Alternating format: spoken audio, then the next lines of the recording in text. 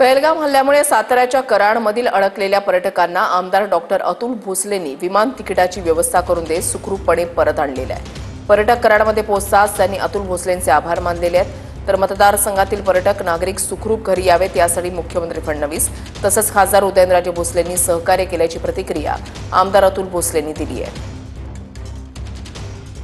महाराष्ट्रामधल्या नागरिकांना काश्मीरमधून महाराष्ट्रात आणणार आहे, त्याच्यामध्ये ह्या लोकांना कसं आणता येईल याच्यासाठी देखील मी प्रयत्न करत होतो।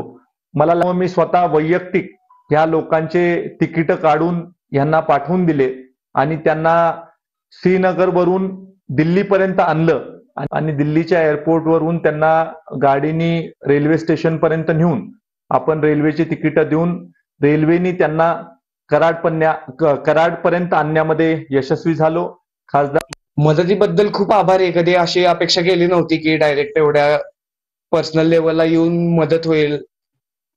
असे कधी म्हणजे असल्या गोष्टी कधी आपण हे करत नाही ना की डायरेक्ट आमदार डायरेक्ट आपल्याला कॉन्टॅक्ट करून डायरेक्ट आपली मदत करतील कधी।